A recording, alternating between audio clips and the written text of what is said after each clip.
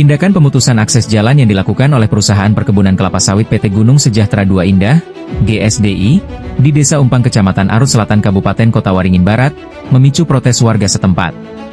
Warga menyayangkan langkah sepihak perusahaan yang dinilai merugikan masyarakat, terutama anak-anak yang kini kesulitan menuju sekolah yang berada di dalam kawasan perusahaan tersebut. Bukan hanya soal akses pendidikan yang terganggu, warga juga merasa keberatan karena tindakan pemutusan jalan tersebut diduga mendapat dukungan dari oknum aparat TNI. Hal ini memperburuk situasi di lapangan dan menimbulkan keresahan di tengah masyarakat. Gimana Pak Karim tentang ada pemutusan jalan untuk anak Pak Karim yang biasa sekolah di PT Astra GSDI, sekarang jalan diputus, gimana pendapatnya?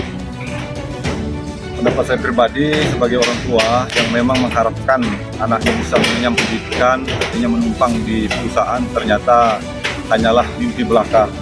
Perusahaan yang selama ini saya anggap bisa mensejahterakan sekaligus memberikan fasilitas yang layak bagi anak saya untuk mengenyam pendidikan, ternyata tidak lebih hanyalah mimpi dan hanyalah keinginan saya yang tidak mungkin menjadi kenyataan.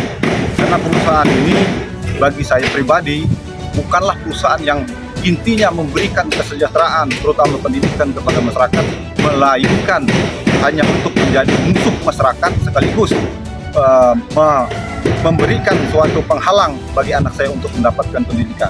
Dan saya harap kepada pihak Bapak selaku media, selaku wartawan, mohon agar pemerintah pusat, kabupaten maupun provinsi bisa memberikan artinya perlindungan terhadap anak saya sekolah tadi. Tidak lebih tidak kurang, bagi saya PT GSDM seolah-olah tidak ada hak ataupun tidak ada memberikan artinya kesejahteraan kepada masyarakat, apalagi ini masalah menyangkut pendidikan sebagai anak saya untuk sekolah. Itu saja yang saya harapkan, semoga perusahaan bisa mengintrospeksi diri, jangan hanya menyalahkan masyarakat saja, tetapi lihat dari positifnya, ternyata selama ini pun kami tidak dianggap sama sekali. Nah, jadi hanya ini yang bisa saya sampaikan. Lebih kurangnya saya mohon maaf. Assalamualaikum warahmatullahi wabarakatuh. Waalaikumsalam. Warga berharap pemerintah daerah dan instansi terkait segera turun tangan untuk menyelesaikan persoalan ini secara adil.